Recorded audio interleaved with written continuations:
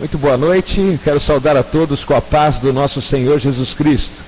É uma alegria para mim, professor João, começar com vocês mais um módulo aqui pela TV FATEC. Nós estamos iniciando um módulo de Geografia Bíblica. Nós iremos estudar sobre as diversas regiões onde se passaram, se narraram aquilo que aconteceu nas Escrituras Sagradas. Nós, através dos textos bíblicos e através de informações geográficas, nós iremos conhecer mais sobre as regiões aonde surgiu o cristianismo, surgiu então as nossas escrituras e surgiu tudo aquilo que nós conhecemos sobre o nosso Deus. Teremos aulas boas, aulas empolgantes, aulas gostosas de assistir, mas eu não quero eu dirigir essas aulas, eu quero que o Espírito Santo de Deus dirija. Por isso eu quero convidar você, querido aluno, para que junto comigo curve a sua fronte, para que venhamos então pedir a direção de Deus, pedir para que o Espírito Santo seja o nosso professor nas aulas que iremos agora discorrer sobre geografia bíblica. Então você que está em casa nos assistindo, você que acompanha essa aula, eu quero pedir a você que curve a sua fronte e nós vamos orar. Pai querido, obrigado, Senhor, pela oportunidade que temos de estudar sobre a geografia da Bíblia, a geografia da Palavra de Deus. Que o Senhor seja o nosso professor, que venhamos entender, aprender, que venhamos compreender dos diversos assuntos, das diversas regiões, do conteúdo histórico relacionado com esse módulo. Que a tua bênção esteja com todos os alunos, que a tua paz também esteja com todos, que venhamos estudar e que venhamos aprender e compreender tudo aquilo que estudarmos. Cuida de nós, cuida das nossas famílias, eu peço, em nome de Jesus, amém. Bom, você deve estar vendo projetado aí na sua tela um pedaço, do nosso planeta, e um pedaço aí direcionado aí ao Oriente Médio. É justamente focado mais nessa região e na Europa também, que nós iremos estudar neste módulo. Não sei se você consegue identificar aí, mas à tua esquerda, na figura, que nós vemos aí do satélite, nós vemos o rio Nilo, no Egito, nós vemos a península do Sinai, nós vemos abaixo um pouco aí o Mar Vermelho, nós vemos então aí o Oriente Médio, a Fenícia, a Filisteia, nós vemos o rio Tigre, o rio Eufrates, regiões aí da Mesopotâmia. Bom, nós iremos aprender muito sobre todas essas regiões, nós iremos aprender muito aí sobre geografia bíblica, então, que é o tema deste módulo que eu quero estudar com vocês. Vamos adiante então. Como eu disse, o nosso tema então é geografia bíblica. Vamos entender um pouquinho o que é geografia, o que nós vamos tratar nesse módulo, um pouco da origem desse estudo. Vamos adiante então, vamos ver o que é a nossa apostila, o que esse estudo traz para todos nós nesse módulo relacionado à geografia bíblica. Bom, a geografia bíblica e a sua importância, vamos partir daí, tá bem? Da parte da geografia geral, a geografia bíblica tem por objetivo o conhecimento das diferentes áreas da Terra relacionadas com as Sagradas Escrituras. Bom, se nós falarmos de geografia geral, nós estaríamos estudando sobre o nosso planeta inteiro. Mas com relação à geografia bíblica, nós seremos mais específicos. Falaremos mais da área da Terra relacionada às Escrituras Sagradas. Descrevendo e delimitando os relatos sagrados, dar-lhes mais consistência e autenticidade e auxiliar-nos na interpretação e compreensão dos fatos bíblicos. Tá? Então, quando nós conhecemos a geografia bíblica, nós temos condição de entender melhor as localidades, as regiões, os vales, os montes, todos estes relatados na Bíblia, os mares, os rios, mares que foram abertos, rios onde o rio que Jesus foi batizado, e dentre outras coisas, onde fica, onde está a composição de cada elemento, de cada região. Veja, por isso que eu digo, o assunto é fascinante. Por quê? Porque teremos a oportunidade de viajar nesse assunto, conhecer mais sobre as regiões, as terras relacionadas à Escritura Sagrada. Vamos adiante? Vamos falar um pouquinho da cosmogonia hebraica. O que quer dizer a palavra cosmogonia? Talvez essa palavra seja nova no seu vocabulário. Cosmogonia ou cosmogenia, tá bem? As duas palavras estão corretas. Cosmo tem a ver com o mundo. Genia, origem. Então, a cosmogonia, origem do mundo, origem do nosso planeta, origem da nossa composição geográfica aí. Mas de acordo com a cosmogonia hebraica. Então, a origem do mundo relativa àquilo que os hebraicos dizem. No caso, os hebreus relatam, tá bem? Apesar de não ser um livro científico, você sabe, né, que a Bíblia, ela tem a sua origem, o Antigo Testamento, ele foi escrito em hebraico. A nação que produziu e escreveu a Bíblia foi a nação hebraica. Apesar de não ser um livro científico considerado por muitos, né, não considerado por muitos um livro científico, a Bíblia não emite nenhum conceito errôneo acerca da formação do universo. Sua doutrina cosmogônica tem sido corroborada por cientistas das mais diferentes especialidades. Podemos confiar, queridos, sem reserva nas Escrituras Sagradas. Por causa das absurdas interpretações do catolicismo romano, a Bíblia sofreu impiedosas investidas de muitos sábios, segundo o mundo. Taxaram-a de retrógrada e alienígena. Veja, iluministas e renascentistas, né, dando excessiva ênfase à razão, consideram um livro anacrônico, ou seja, um livro que diz inverdades, de acordo, por exemplo, com o evolucionismo.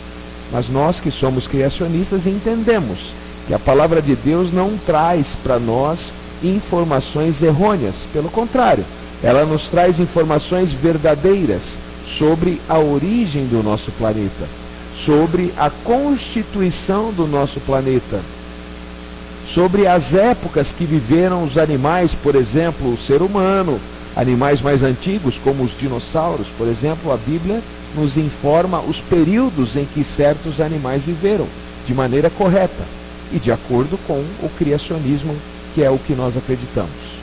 O livro dos livros, entretanto, que é a Bíblia, né, continua atual, mostrando em todas as épocas sua contemporaneidade, seus conceitos imbatíveis, sua cosmogonia lógica e plausível. Queridos, quando a Bíblia se refere à constituição, a regiões do mundo, a formações desse mundo, ela não nos dá erros, ela nos dá informações até antes do que a ciência tê-las encontrado. Então você encontra no relato bíblico informações bem antes da ciência ter dado a informação. Já já nós veremos alguns exemplos de informações que a Bíblia deu bem antes da ciência. Então nós podemos considerar as informações da palavra de Deus, principalmente com relação à geografia, à estrutura, à constituição do nosso planeta, como informações verdadeiras, como informações que têm crédito, tá bem? Vamos adiante. Veja só, no Areópago, Paulo mostra-se convicto antes dos filósofos, né? Naquilo que ele acreditava e naquilo que ele aprendeu na palavra de Deus. Veja o que diz Atos capítulo 17, verso 24, né? Olha só o que Paulo diz: o Deus que fez o mundo e tudo o que nele existe. Bem antes de filósofos se pronunciarem, Paulo já tinha a certeza que Deus era o Criador do mundo, através daquilo que ele havia aprendido nas Escrituras Sagradas. Através daquilo que talvez ele já havia aprendido aos pés de Gamaliel. Aquilo que ele tinha aprendido na escola dos profetas, aquilo que ele tinha aprendido através dos rolos da palavra de Deus. Paulo já tinha noção e já tinha enxergado que Deus criou todas as coisas e tudo que nele existe. Homem de fé, assevera aos exigentes helenos que do nada, não do ser, o Todo-Poderoso fez os céus e a terra. Então ele mostra aos gregos, aos helenos, que Deus, veja, isso ele disse no Areópago, que Deus é o Criador. Não é assim que você crê, não é assim que você acredita, eu creio assim. não somos frutos de uma evolução, e sim de um Criador. Somos criaturas de um Criador. Os gregos, durante séculos, receberam de seus sábios as mais desconcentradas, desencontradas, vamos dizer assim, e absurdas ideias acerca do aparecimento do universo. O apóstolo, contudo, rejeita-as e as expõe-lhes as mais cristalinas verdades concernentes à gênese do universo. Queridos, de todo o coração eu quero dizer para vocês que precisa ter muito mais fé para crer que o homem evoluiu de uma ameba, virou um macaco e se tornou um ser humano, do que crer no relato de Gênesis. E Paulo tinha essa convicção. Ele acreditava na criação, que Deus criou o homem e mulher, que Deus criou todo o universo, que Deus criou o mundo, o planeta em que nós vivemos. Já os gregos, eles buscavam de maneira errada, de maneira absurda, de maneira confusa, explicações para a criação do universo. Quem dera, os gregos dessem ouvidos a Paulo.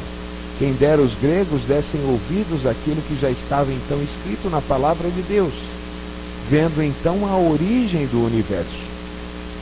Mostremos então, pois, aos que jazem em trevas, ser Deus o Criador do universo.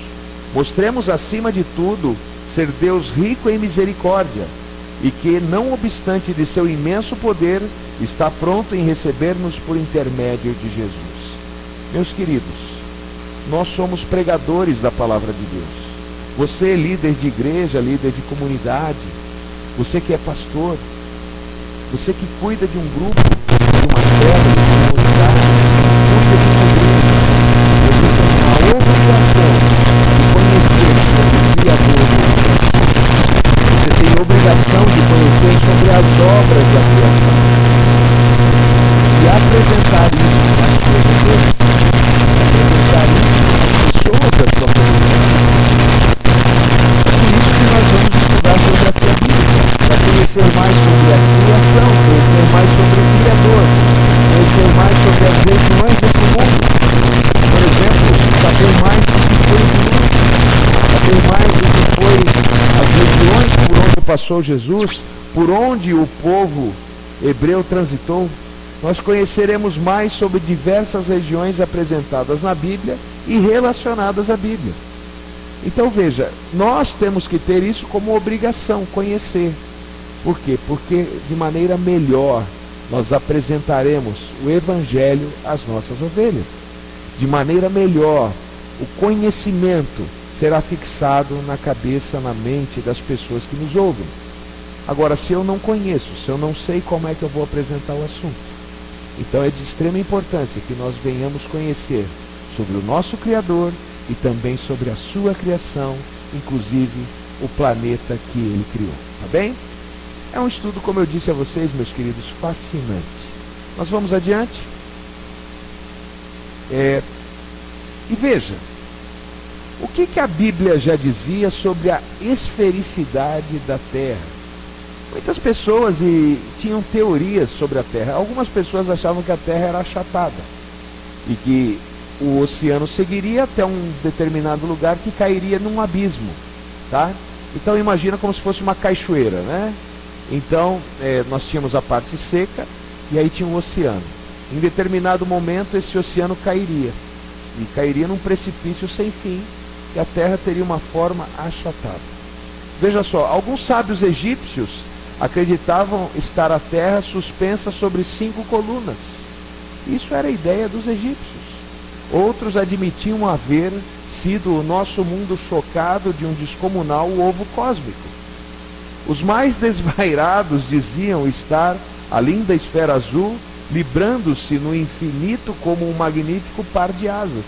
Imagina só, havia pessoas que diziam que a Terra tinha asas, por isso que ela flutuava no universo. Moisés, embora tivesse sido educado no Egito, vocês sabem, em toda a ciência do Egito, jamais ele transportou para os seus escritos quaisquer resquícios da mitologia e da cosmologia egípcia. Moisés nunca escreveu uma barbaridade como essa, que a Terra estava suspensa sobre colunas. Mas veja, em seus relatos, a Bíblia nos diz que a terra era redonda, que a terra era circular. Então veja, inspirado pelo Espírito Santo, revela-nos a verdadeira gênese do céu e da terra. Eu quero ler para vocês antes aqui um texto que está em Jó. Nós sabemos que se atribui a Moisés o livro de Jó. Nós não temos esta certeza, mas a maioria dos escritores, a maioria dos estudiosos, atribuem a Moisés a autoria do livro de Jó. E eu quero ler para vocês aqui um trechinho, tá, do livro de Jó. Veja o que está escrito aqui em Jó. Eu vou ler aqui numa linguagem contemporânea, tá bem? Mas veja Jó na sua Bíblia, capítulo 6, e verso 7. Um dia, quando os anjos vieram prestar contas ao Eterno, Satanás, o acusador, veio com eles. O Eterno olhou para Satanás e perguntou: por onde você andou? Satanás respondeu: andei por rodear a terra, por toda parte, para ver como estavam as coisas. Na sua Bíblia, talvez está escrito pelas redondezas da terra. Andei por rodear a terra. Mas veja, não é interessante o relato dizer que aí está na Bíblia pelas redondezas da terra? Por que talvez não está escrito pelas quadradezas da terra? Você já parou para pensar nisso? Outro texto que eu quero mostrar para vocês, veja, está escrito em Isaías. Vamos adiante.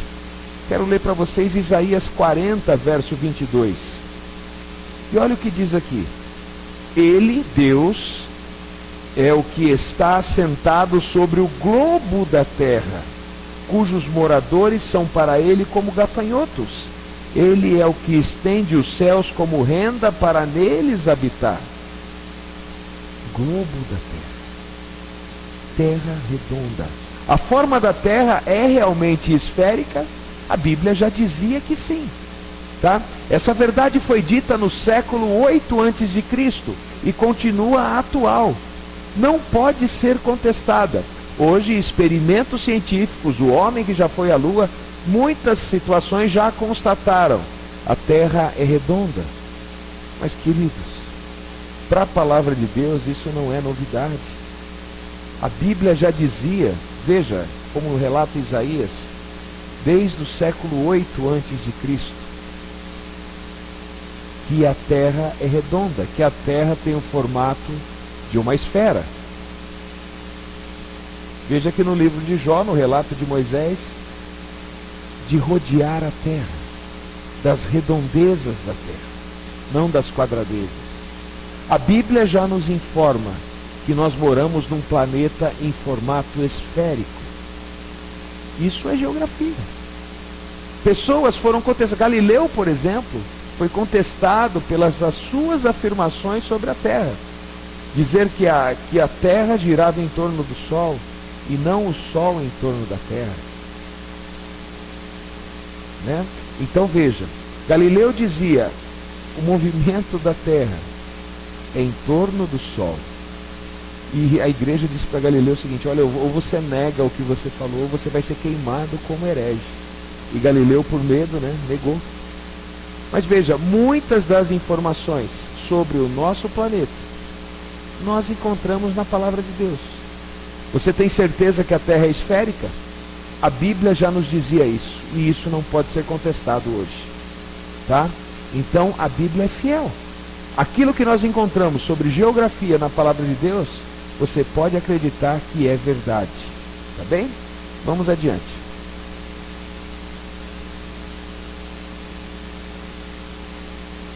Deus é o supremo comandante do universo, meus queridos alunos. O universo funciona com uma perfeição assustadora.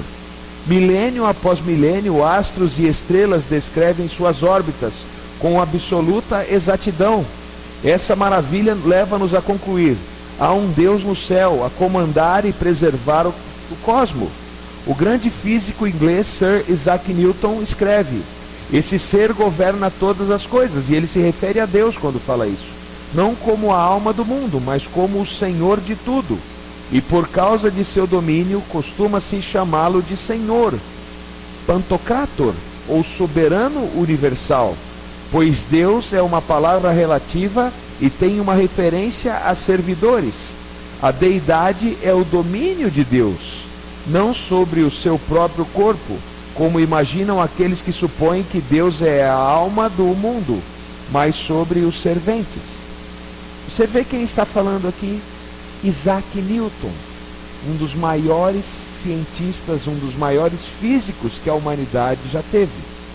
Ele acreditava em Deus, ele não era ateu. E é verdade, eu quero dizer para vocês que Isaac Newton escreveu muito mais sobre a Bíblia, muito mais sobre a palavra de Deus, do que a própria ciência. Ele tem um comentário enorme sobre as profecias, sobre o livro de Daniel, da sua autoria. Então veja, um grande cientista, reconhecendo que o universo, para que funcione, para que tudo tenha a sua ordem, para que tudo esteja no seu lugar, precisa de uma mente inteligente, precisa de um design inteligente, precisa de um criador por trás de tudo. Por exemplo, a teoria do Big Bang, né? A teoria da evolução. De uma grande explosão surgiram todas as coisas. Mas imagine como é a explosão. Você agora deve ter ouvido falar sobre aquilo que está acontecendo na França, né? Os atentados. Uma explosão, ela tem uma expansão contínua, não é mesmo? Quando você tem uma bomba, ela expande e ela vai numa única direção. Agora você consegue entender que os planetas possuem uma órbita? Isso não é o caminho de uma explosão. As órbitas que nós temos dos planetas, dos cometas, dos satélites, não é o caminho percorrido de um resultado de uma explosão.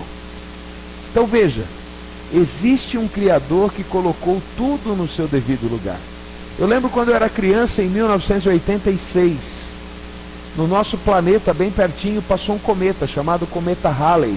Talvez se você tenha a minha idade, eu tenho 42 anos, você lembra da passagem desse cometa. Eu tinha 13 anos quando ele passou. E o Cometa Halley, ele passa pontualmente ao lado do nosso planeta, de 76 e 76 anos. Ele havia passado em 1910 e ele tornou passar em 1986. De 1986 mais 76 anos, pode ter certeza, se Jesus não voltar antes e não se mudar alguma coisa no universo pela volta de Jesus, nós aqui na Terra veremos o cometa Halley passando novamente.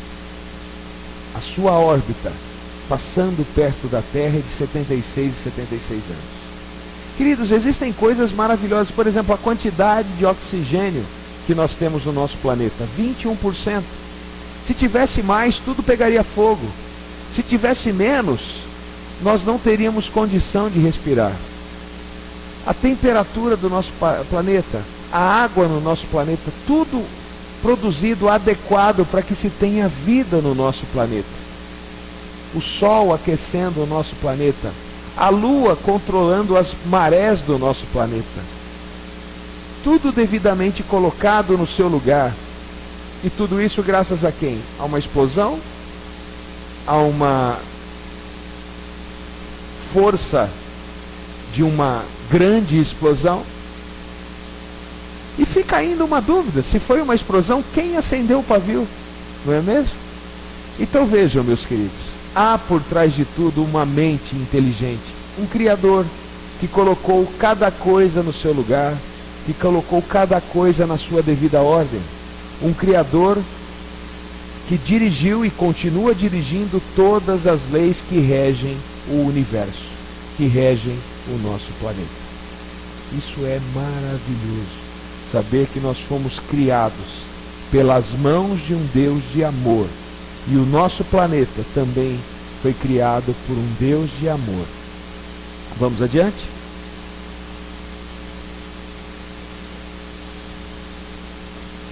Nós vamos falar sobre os impérios humanos e a supremacia divina.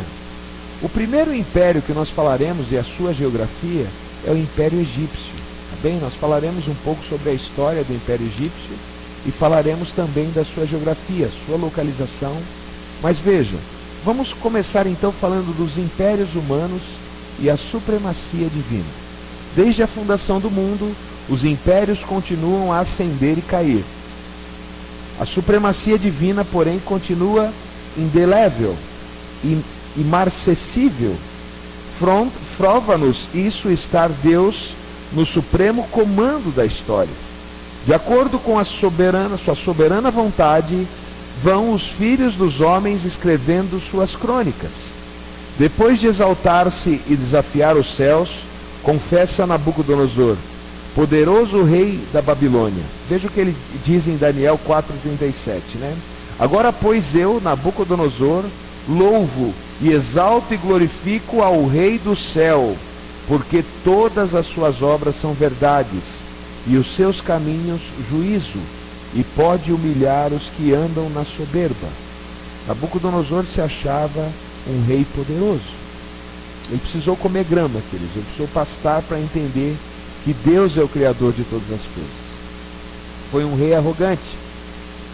Quando ele sonhou com a estátua, né? Cabeça de ouro, corpo de prata, cintura de bronze, perna de ferro, pés de barro e ferro. Logo em seguida, ele construiu uma estátua toda de ouro e fez todo o povo babilônico se curvar ao rei Nabucodonosor, se curvar à estátua. Esse era Nabucodonosor. Mas veja, Nabucodonosor perdeu tudo, inclusive o seu reino, e pastou, comeu capim, queridos. Literalmente comeu capim e percebeu que Deus é o Criador de todas as coisas. E exaltou, como diz Daniel no capítulo 4, verso 37. Nabucodonosor exaltou o Criador desse universo. Um rei poderoso percebeu que Deus é o Criador de todas as coisas. Veremos a seguir então como os grandes impérios da antiguidade mencionados na Bíblia ascenderam e caíram. Tanto em sua ascensão como em sua queda, não nos será difícil vislumbrar a potente mão de Deus. Rapidamente, portanto, acompanharemos o nascimento, o apogeu e a queda desses impérios. Nós falaremos sobre o Império Egípcio, sobre a Assíria, a Babilônia, a Pérsia, a Grécia e Roma. Esses serão os impérios que nós falaremos, tá bem? Hoje nós falaremos sobre o Império Egípcio, nós falaremos sobre o Egito. Logo após, então, na terceira parte do nosso estudo, do nosso módulo, começaremos a caminhar sobre a Terra Santa, onde desenrolou-se a maravilhosa história da salvação. Então, para que você já compreenda o que nós iremos estudar, nós começaremos estudando sobre o Egito, tá? Falaremos depois sobre a Assíria, falaremos sobre a Babilônia, a Pérsia, a Grécia e Roma. Depois nós falaremos sobre a Terra Santa, Jerusalém, tá? Onde se desenrolou a história da nossa salvação. Ok? Muito interessante, muito fascinante conhecer um pouco mais desse assunto. Eu tenho um professor que trabalha comigo, ele é amigo meu, chama João também, que nem eu, e ele teve a oportunidade de ir a Israel, a Terra Santa. E ele voltou de lá maravilhado por essa oportunidade. Eu ainda não consegui conhecer Israel, né? O que a gente conhece é essa foto que tem aqui no final, né? Aqui atrás da sala nós temos uma foto aqui de Jerusalém. Mas seria muito bom se eu pudesse ir até Jerusalém. Eu tenho essa vontade. Quem sabe um dia eu consigo realizar esse sonho, né? De conhecer a Terra Santa, conhecer a cidade onde viveu o nosso Salvador, por onde ele passou, né? Conhecer toda a região, conhecer o Mar Morto, talvez conhecer Belém, conhecer o Egito também. Não sei se isso vai acontecer, não sei se conseguirei realizar essa viagem. Mas o que nós vamos ter em mãos aqui é falar. Se um dia você ou eu pudermos ir, né, e visitar, talvez esse estudo seja melhor aprofundado. O conhecimento talvez seja melhor para todos nós se um dia pudermos visitar essas localidades. Então, se você tiver oportunidade, se você tiver condições de fazer uma visita a essa região, né, a região dos relatos bíblicos, não perca essa oportunidade, porque será de grande ganho de conhecimento, muito bom para o seu ministério, tá bem? Vamos adiante? Vamos falar então do Império Egípcio, tá bem? vamos fazer um relato histórico e depois então vamos falar da geografia do Império Egípcio. O Egito representa uma das mais antigas civilizações humanas. Sua história é quase tão antiga como o próprio homem. Julgam alguns historiadores por isso ter sido o Vale do Nilo o berço da humanidade, mas nós não sabemos. Nós sabemos, quer dizer, que não foi ali que a humanidade surgiu, né? Mas por intermédio das Sagradas Escrituras sabemos ser a Mesopotâmia, terra entre rios, o primeiro lar de nossos mais remotos ancestrais. A Bíblia fala do Jardim do Éden, e ali fala do rio Eufrates, fala do rio Tigre, tá? E onde estão esses rios? Esses rios estão na Mesopotâmia, tá? A palavra Mesopotâmia quer dizer terra entre rios. Então a Bíblia já nos dá a dica de onde começou a humanidade, o berço da humanidade, na região da Mesopotâmia e não no Egito. Alguns historiadores, algumas pessoas, acham, pelo Egito ser uma nação muito antiga, que o ser humano começou ali na África, começou no Egito. Mas a Bíblia nos dá a entender e nos ensina, tá, que o ser humano, a origem, onde Deus criou Adão e Eva, foi na região da Mesopotâmia. Tá bem? Vamos adiante. A presença do Egito nas Escrituras Sagradas é muito forte. Por esse motivo, precisamos conhecer melhor a história e a geografia desse lendário e misterioso país. Vamos então ver a história do Egito. Vou ler para vocês. Não podemos datar com precisão quando chegaram os primeiros colonizadores aos territórios egípcios. Quanto mais recuamos no tempo, mais a cronologia torna-se imprecisa. Sabemos, contudo, que os primeiros habitantes dessa região foram nômades. O que são nômades? Pessoas que transitam daqui para ali, e eles começaram a habitar então, acharam um bom lugar e habitaram na região do Egito. Após uma vida de árduas e incômodas peregrinações, eles começaram a organizar-se em pequenos estados. Essas diminutas e inexpressivas unidades políticas, conhecidas como nomos, foram agrupando-se com o passar dos séculos até formarem dois grandes reinos, o Alto Egito e no sul, o Alto Egito no sul e o Baixo Egito no norte. Tá? Então nós tínhamos o Alto Egito e o Baixo Egito. Então o Alto Egito onde era? Ao sul. E o Baixo Egito ele era ao norte. Ambos estavam localizados respectivamente no Vale do Nilo e no delta do mesmo rio. Queridos, o rio Nilo é de extrema importância para o Egito. O rio Nilo é o rio mais extenso que nós temos no nosso planeta. E o rio Nilo ele tem uma época de seca e uma época de cheia. Isso facilita e muito a agricultura. Quando o rio enche, ele deixa então as terras férteis. E quando o rio, vamos dizer assim, tem a sua seca, ele possibilita então a agricultura às suas margens, sendo um local de terras férteis. E você sabe que o rio Nilo, se não existisse, nós teríamos ali o que somente? O deserto do Saara, uma área improdutiva. Então o rio Nilo faz em uma grande extensão, ele é como se fosse, e ele é um oásis em meio a um deserto. Então o rio Nilo se tornou uma região de muita produção agrícola, devido à sua localização e devido às suas cheias. Então as pessoas, imaginem um nômade que só tinha areia por todo lugar que ele andava. Então ali ele olha um lugar produtivo, ele então decide se estabelecer e formar ali então uma região, um estado, uma cidade. Então assim começa o Egito, o Alto Egito e o Baixo Egito, tá? Ambos localizados então no vale do rio Nilo. Vamos adiante. A letra está um pouquinho miúda, mas eu vou ler para vocês, tá bem? Entre ambas as regiões havia um forte contraste. Seus deuses eram diferentes. Então veja, do Baixo e do Alto Egito, eles tinham deuses diferentes. Como diferentes eram também seus dialetos e costumes. Falavam línguas diferentes, tinham costumes diferentes. Até mesmo a filosofia de vida desses povos eram marcadas por visíveis antagonismos. Em consequência de suas muitas diferenças, o Alto e o Baixo Egito travavam violentas e desgastantes guerras por um longo período. Essas constantes escaramuças enfraqueciam ambos os reinos, tornando-os vulneráveis a ataques externos.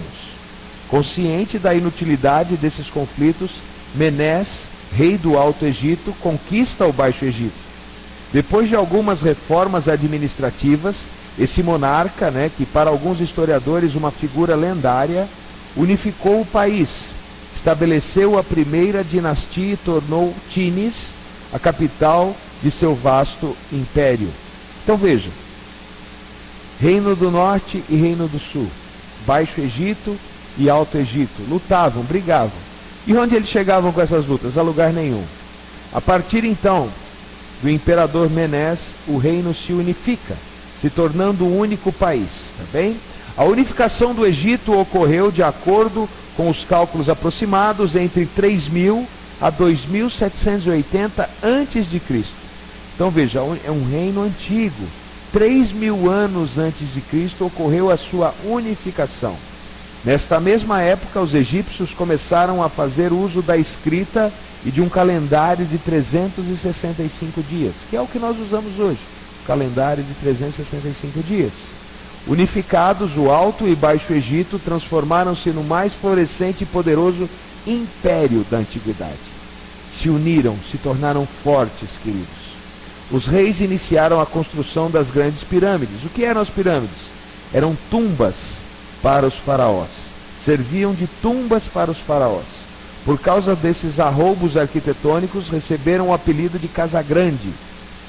Casa Grande do faraó, Então, a cultura egípcia alcançou proporções consideráveis. A partir do momento que eles se uniram, eles se tornaram fortes, se tornaram um império poderoso. Em vez de serem conquistados, passaram a ser conquistadores. Vamos adiante. No final do Antigo Império, que abrange o período de 2780 a 2400 a.C., o poder dos faraós começou a declinar. O fim dessa era de glórias é marcado por revoltas e desordens, ocasionadas pelos governadores dos nomos. Uma febre de independência alastra-se por todo o país. Cresce cada vez mais o poder da nobreza. A influência da realeza decai continuamente.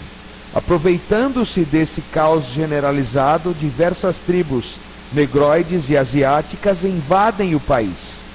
Graças, entretanto, à intervenção dos faraós tebanos, o Egito consegue reorganizar-se, pelo menos até a agressão Ixa.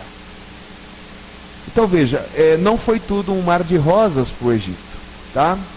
Ele começa a declinar a partir então aí do período que vai de 2780 a 2400, o império começa a declinar, Mas há uma reorganização até um período, que é o período da invasão Ixa. Vamos ver então o que os Ixos fizeram com o Egito. Vamos adiante? A invasão dos Ixos. Não obstante a segurança trazida pelos príncipes de Tebas, a 11ª dinastia, e pela conquista política e social do povo, o Egito começa a sofrer incursões de um bando aguerrido de pastores asiáticos. Nem mesmo o prestígio internacional dos faraós seria suficiente para tornar defensáveis as fronteiras egípcias. Esses invasores, que dominaram o Egito por 200 anos, aproximadamente, são conhecidos como Ixos. Eles iniciam a sua dominação em 1785 e são expulsos do Egito por volta de 1580 a.C. Quem são os Ixos? Os Ixos, conglomerado de povos semitas e arianos, invadiram o Egito através do istmo que ligava a península de Sinai. Venceram o exército de Faraó e dominaram grande parte do país. Possuíam cavalos e carros de guerra, com rodas, e armas de bronze, ou talvez mesmo até de ferros. Qual era a grande força dos Ixos, queridos? Eles tinham um bom batalhão. Eles tinham um material bélico muito bem elaborado. Eles tinham cavalos, eles tinham armas. Com isso, eles conseguiram vencer as batalhas. Mais bem acabadas, e mais fáceis de manejar do que as armas do egípcio. Então, a sua superioridade bélica fez com que eles, por 200 anos, dominassem o Egito. Tudo isso explica, então, a sua superioridade. Tiveram triunfo na batalha porque tinham superioridade bélica, tinham armas melhores, tinham cavalos, tinham condições melhores de lutar, e por isso dominaram o Egito e venceram o exército do faraó. Os Hicsos talvez estivessem fugindo da pressão, dos invasores indo-europeus, os hititas, os cassitas e os mitanianos, sobre o crescente fértil. Então, eles fugindo, eles acharam um território e deveras de grande produção, que era o território egípcio, um local bom, e eles então invadem o Egito. E por 200 anos dominam o Egito. Vamos adiante, vamos ver o desenrolar da história. Vejam só, depois de 200 anos eles foram expulsos, olha só.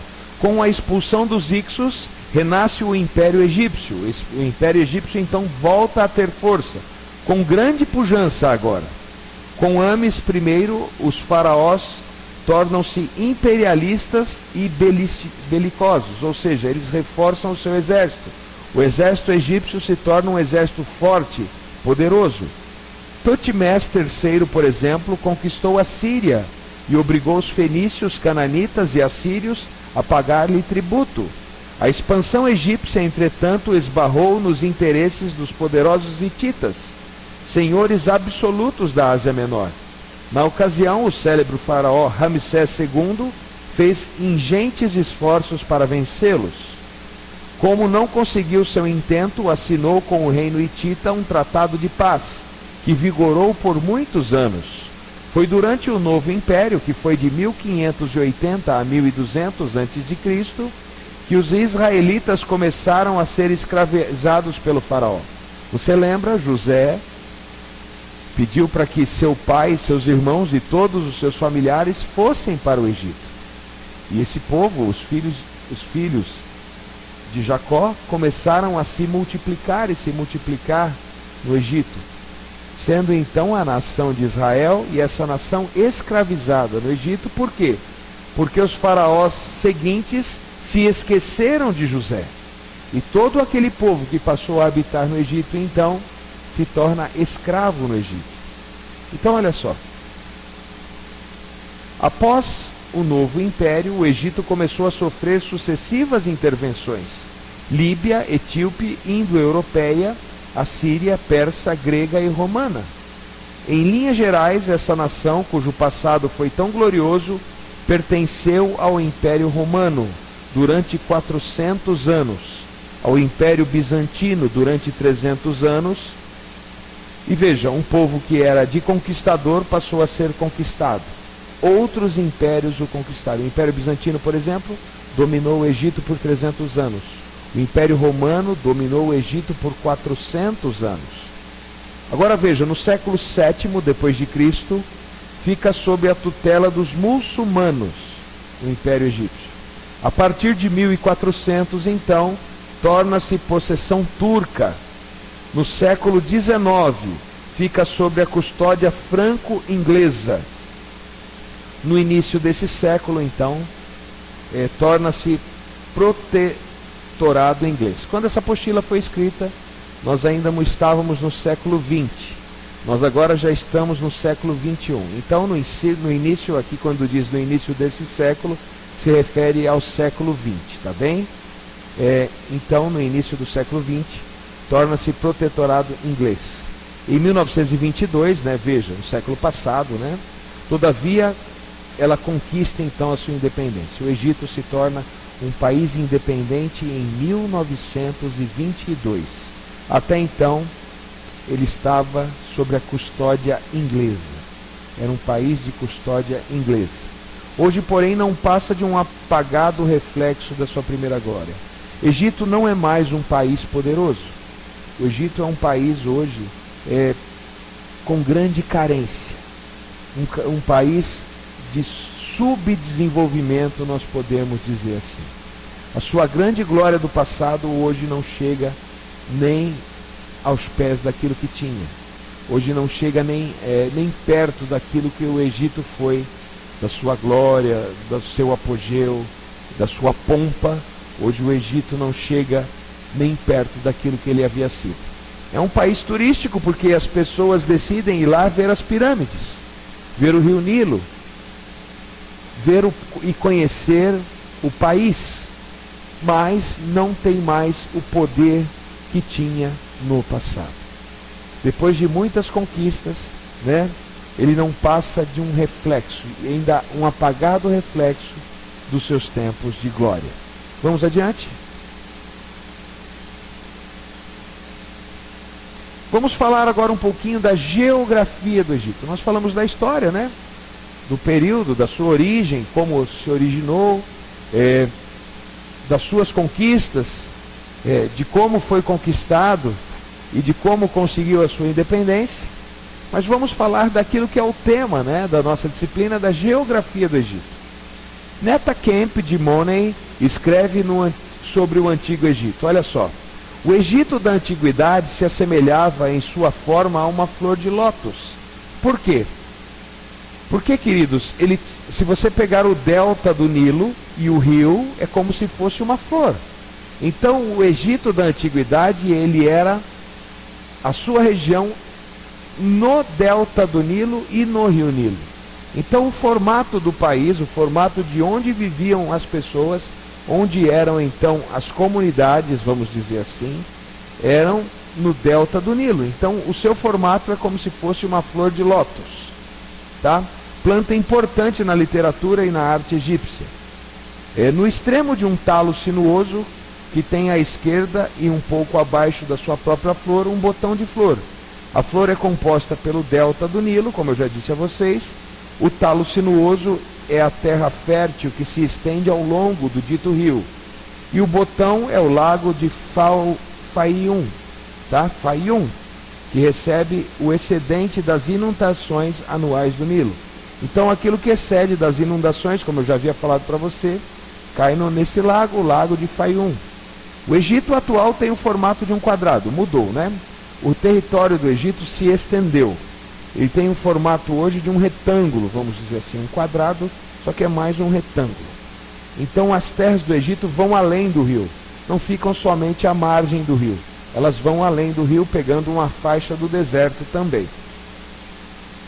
Então vejam, localizando a nordeste da África, limita-se ao norte com o mar Mediterrâneo, tá? Então ele é banhado pelo mar Mediterrâneo, a leste com Israel e também com o mar Vermelho, ao sul com o Sudão e ao oeste com a Líbia. Então nós temos as fronteiras do Egito. Ao norte nós temos o mar Vermelho, o mar Mediterrâneo, perdão. Ao leste com Israel e nós temos Israel um pouco abaixo, o mar Vermelho, tá? Nós temos ao sul o Sudão e ao oeste nós temos a Líbia. De sua área de quase 1 milhão de quilômetros quadrados, 96% são compostos de terras áridas. Como eu disse a vocês, 96% do seu território é deserto. Sua população é de 45 milhões de habitantes e é obrigada a viver com os 4% de terras cultiváveis. Veja, eles têm menos pessoas que o Brasil. No Brasil nós temos aí perto de 200 milhões de habitantes. Mas veja, olha a extensão do nosso país. Nosso país tem 1,7% do território do mundo. O Egito é um pequeno país. Talvez o tamanho do Egito se assemelhasse ao tamanho do estado de São Paulo. Agora peguem o estado de São Paulo e pense que somente na extensão do rio Tietê é que é o lugar onde nós temos terra produtiva. O resto tudo é deserto. Onde você desejaria morar? No deserto ou perto da terra produtiva? Justamente.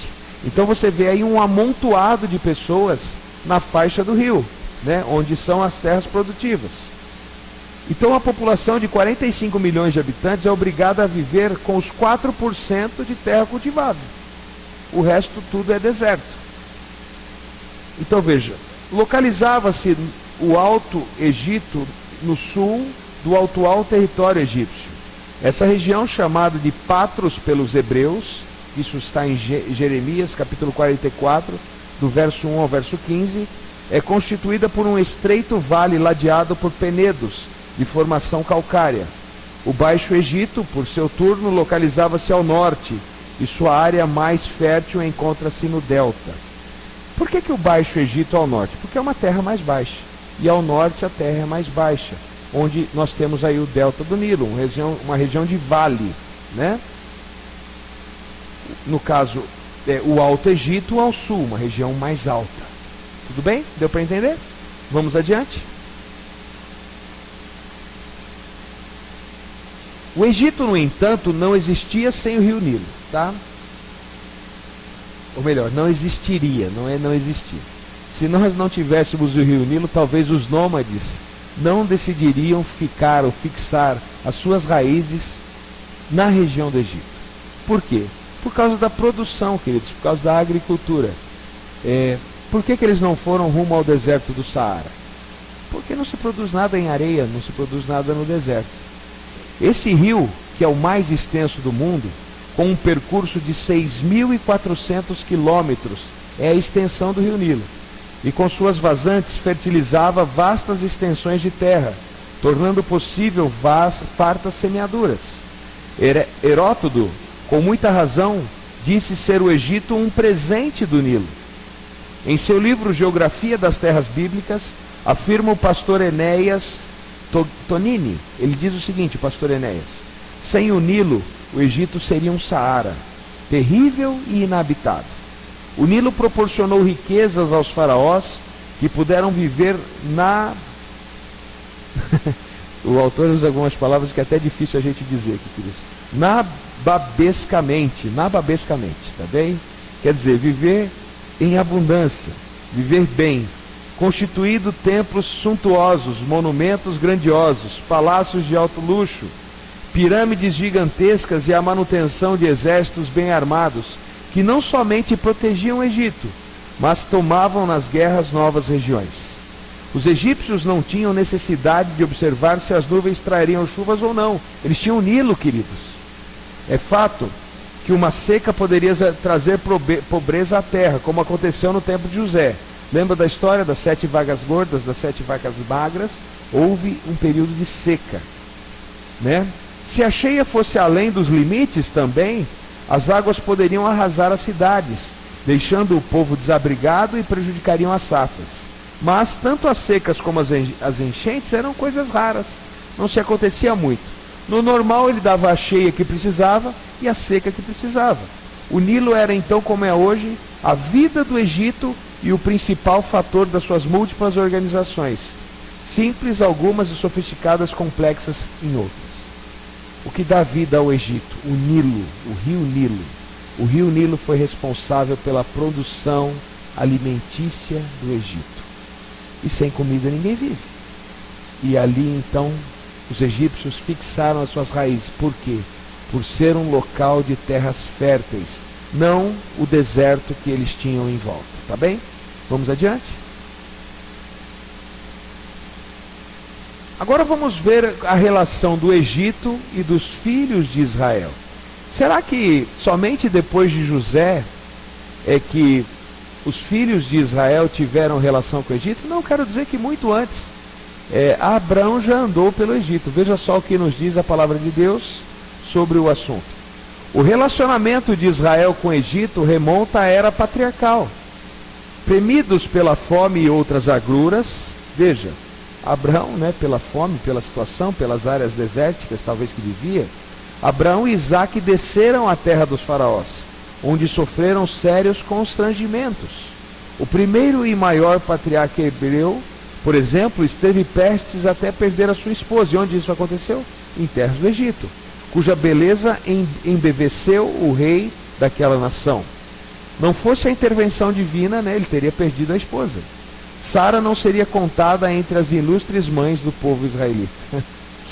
Veja só, em sua velhice Abraão recebe essa sombria revelação do Senhor. Saibas de certo que peregrina será a tua semente em terra que não é a sua, e servi-los-ão e afligi-los-ão 400 anos, mas também eu julgarei a gente a qual servirão, e depois sairão com grande fazenda. E tu irás a teu país em paz, e boa velhice será sepultado, e a quarta geração tornará para cá, porque a medida da injustiça dos amorreus ainda não está cheia. Deus aqui revela a Abraão que o povo de Israel iria para outro lugar que não seria a terra do povo de Israel. Para onde eles foram então? Ficaram por mais de 400 anos? Para o Egito, tá? Então nós vemos Deus revelando a Abraão que o povo iria para o Egito. O seu povo, a sua descendência, iria para uma terra que não era a sua terra. No caso, essa terra foi o Egito. Vamos adiante. Quem foi José? José se torna então o primeiro ministro do Egito. Você sabe a história. José é vendido como escravo pelos seus irmãos. E ele é levado para o Egito. E ele é comprado então pelo general Potifar, capitão general do exército egípcio. E na casa então de Potifar, José se destaca sendo um servo, um bom administrador, um servo por excelência, ao passo que Potifar confia toda a sua casa e todos os seus bens às mãos de José.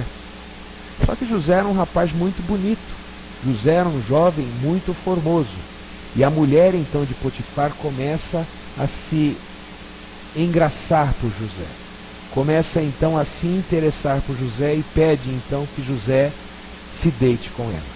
Mas veja, José era um homem temente a Deus. Ele havia aprendido que deitar com uma mulher que não era sua era errado, ainda mais com a mulher do seu patrão, a mulher de Potifar. Então, ele diz a ela que não cometeria tal pecado, nem com o seu patrão, nem com o Deus Criador. E tenta correr. Só que ao correr, a mulher de Potifar segura o manto de José e começa a gritar, dizendo que José havia tentado contra ela. E isso chega aos ouvidos de Potifar. Só que, meus queridos, eu quero dizer uma coisa para vocês. Quando um homem cometia tal delito, esse homem era condenado à morte naquele exato momento.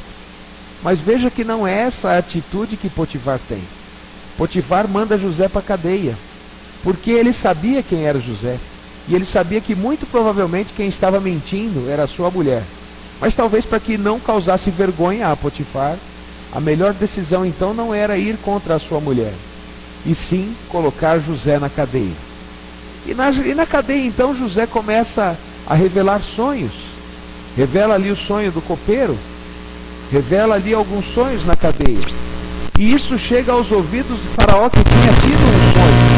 O faraó tinha sonhado com 7 vacas gordas, 7 vacas magras. Tinha sonhado também com pés de espigas de milho. E ele não entende o sonho. E então se descobre em José alguém que através de Deus pudesse revelar os sonhos. José então vai ao encontro do faraó e diz: eu não posso revelar os sonhos, mas Deus pode. E José então revela o sonho do faraó, dizendo de 7 anos de fartura que o Egito iria passar, e 7 anos de fome que o Egito também ia passar. E José então tem um plano e sugere ao faraó que se prepare em 7 anos, guardando e estocando alimentos, para que tenha provisões para os 7 anos de fome que viriam.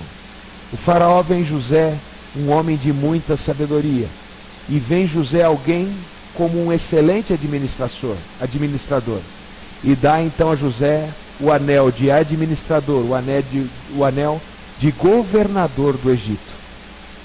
Abaixo do faraó, o primeiro era José.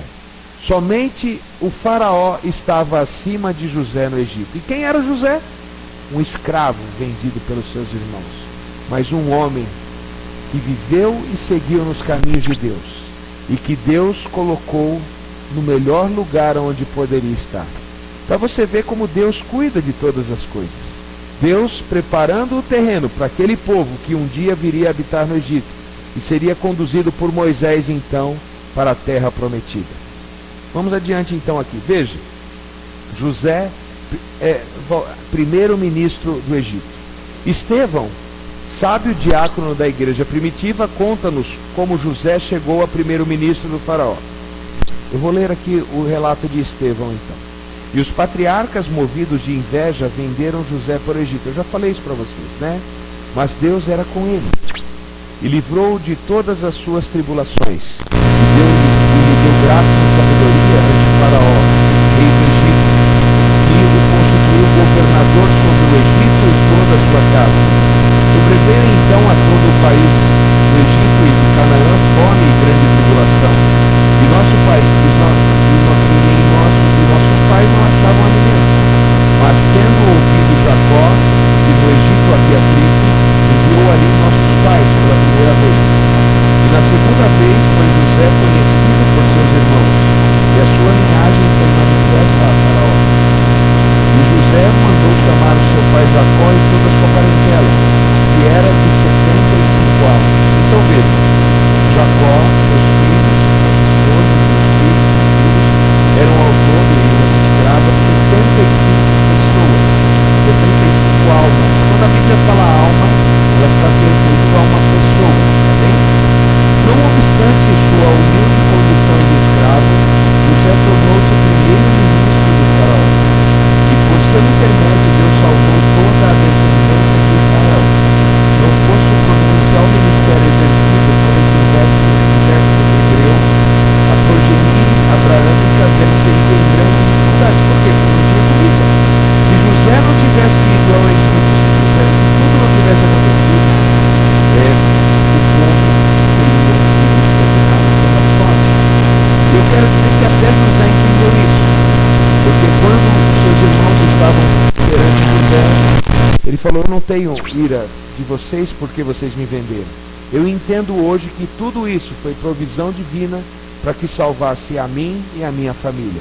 José entendeu o plano de Deus. José tomou conhecimento do plano de Deus. Sua história, queridos, é uma das obras-primas da humanidade. O que Deus fez na vida de José e fez em toda a situação, e fez relativo a toda a família de José, é uma das obras mais lindas que nós temos como relato bíblico e relato da humanidade. Tá bem? Vamos adiante? Depois de José, depois do período de José, nós tivemos outro grande patriarca que foi Moisés. Moisés foi aquele que conduziu o povo para a libertação da escravidão no Egito, para a terra prometida. Como eu disse a vocês, passados os anos, José morreu. E os faraós que vieram depois não se lembraram mais de José e fizeram do povo de Israel um povo escravo no Egito. Então veja, aproximando-se, porém, o tempo da promessa que Deus tinha feito a Abraão, o povo cresceu e se multiplicou no Egito, até que se levantou outro rei que não conhecia José. Esse, usando de astúcia contra a nossa linhagem, aqui quem fala é Estevão, por isso que ele fala a nossa linhagem. Maltratou nossos pais, a ponto de os fazer enjeitar as suas crianças para que não se multiplicassem. Nesse tempo nasceu Moisés, e era muito formoso, e foi criado 3 meses na casa do seu pai. Aprendeu na sua infância o que ele precisava aprender sobre a sua nação. Ele foi educado pela sua mãe depois desses 3 meses, mesmo indo ser filho da filha do faraó. Ele teve uma pajem, e essa pajem foi a sua mãe, que deu a ele educação cristã, educação que ele precisava aprender para saber quem era o Criador do universo. E sendo enjeitado, veja, tomou a filha do faraó e criou como filho. Por que ele foi parar nas mãos da filha do faraó? Porque o faraó tinha dado um decreto que se matasse todo o primogênito do povo hebreu, porque eles se multiplicavam demais. E já estava saindo do controle do faraó pela quantidade de hebreus que haviam na terra, que haviam no Egito. Então veja, o faraó dá um decreto que se mata toda criança do sexo masculino do povo hebreu. Moisés, para não ser morto, é levado pela sua mãe às margens do rio Nilo. E ele é colocado pelos seus pais à margem do rio Nilo, e ele desce pelo leito do rio Nilo, e ele é encontrado pela filha do faraó. e ela então decide criá-lo como filho. Só que veja, é sugerido a ela pela irmã de Moisés, Miriam, que ele tivesse uma ama, tivesse alguém que o criasse, até que ele tivesse condições de viver como um menino já amadurecido. Então Moisés é levado para a sua própria mãe, e ainda a sua mãe recebeu um salário da filha do faraó para que o criasse. Veja como Deus conduz e controla e conduz as coisas. E Moisés então não foi mais condenado à morte. Ele foi criado como filho da filha do faraó. E ele é criado depois então como adulto, como príncipe do Egito. Mas Moisés sabia das suas origens. Moisés sabia de onde veio. E ele começa a ver o seu povo massacrado. Ele começa a ver o seu povo sofrendo a opressão no Egito, sendo chicoteado e trabalhando como escravo. E ele então se revolta, ao ponto de matar um soldado egípcio. Só que no Egito, queridos, quando você matava alguém, você era condenado, mesmo você sendo o filho da filha do faraó. E Moisés cometeu um crime grave, ele matou um egípcio. E ele então é obrigado a fugir para o deserto. Mas no deserto, queridos, é onde acontece um encontro maravilhoso de Moisés com Deus. Moisés vê Deus na sarça ardente. E Deus então fala com Moisés e dá a Moisés uma missão. A missão de libertar o seu povo da escravidão do Egito. Vamos adiante. Então veja só aqui. Moisés foi instruído em toda a ciência pelos egípcios. E era poderoso em suas palavras e obras. As melhores faculdades da época, Moisés ele frequentou. Porque na época de Moisés, o que se tinha melhor de cultura, o que se tinha melhor de instrução, era aquilo que era oferecido pelos egípcios. Tá bem? O que se tinha de mais poderoso, o que se tinha de maior na questão cultural, era oferecido pelos egípcios. É lógico que aquilo que tinha de maior valor é aquilo que ele havia aprendido em casa, com a sua mãe, que era sobre o Deus Criador, sobre as verdades, sobre quem é o verdadeiro Deus, o verdadeiro Rei do Universo. Vamos adiante? Israel deixou o Egito, veja só, no século 15 a.C. Depois do êxodo, os israelitas e egípcios voltariam a se enfrentar no tempo dos reis e no chamado período interbíblico. Recentemente, com a independência do moderno Estado de Israel, as forças judaicas defrontaram-se com as egípcias diversas vezes. Houve várias guerras recentes agora. O antagonismo entre ambos os povos é milenar. Entretanto, o futuro dessas nações será de paz e glória. Olha só o que diz Isaías, 19, de 23 a 25. Naquele dia haverá estrada do Egito até a Síria, e os assírios virão ao Egito, e os egípcios irão à Assíria, e os egípcios adorarão com os assírios ao Senhor. Naquele dia Israel será o terceiro, com os egípcios e os assírios, uma bênção no meio da terra. Porque o Senhor dos exércitos os abençoará, dizendo: Bendito seja o Egito, meu povo, e a Síria, obra das minhas mãos, e Israel, a minha herança. Queridos, o plano de Deus é para que não se tenha mais guerras. O plano de Deus é para que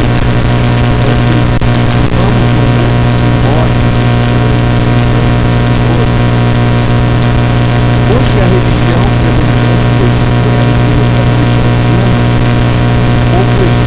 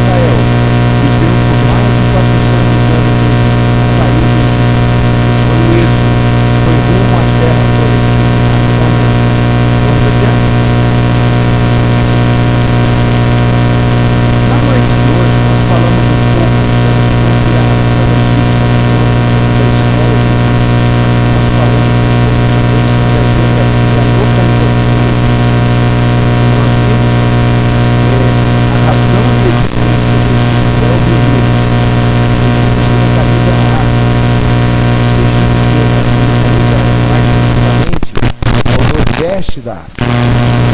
Todas essas coisas nós decidimos. Na próxima aula nós falaremos de outros estudos. Nós falaremos do Império Assírio, nós falaremos do Império Babilônico, falaremos também do Império Persa e do Império Romano. Discutiremos. Provavelmente na próxima aula nós falaremos dos assírios e dos babilônicos. Tá bem? Por hoje nós iremos encerrar. Eu espero você semana que vem, mais uma vez aqui na TV FATEC, para que a gente então possa aprender um pouco mais aí de geografia bíblica. Tudo aquilo que nós falamos, o assunto na íntegra, ele está na sua apostila. Então, meu querido aluno, você que faz a aula à distância, eu quero pedir que você estude a sua apostila, faça as suas provas, se preparem então para concluir mais esse módulo. E tenha aí bastante conhecimento sobre o assunto geografia bíblica, para você também ser um bom transmissor às pessoas que te ouvem. Qualquer dúvida, qualquer parte que não ficou clara, nós deixamos à disposição a você o nosso e-mail, que é alunoead@fatec.com.br, aos cuidados do professor João Brás. Quero desejar a você, meu querido aluno, uma boa noite e te espero semana que vem aqui para mais uma aula no mesmo horário. Uma boa noite para você.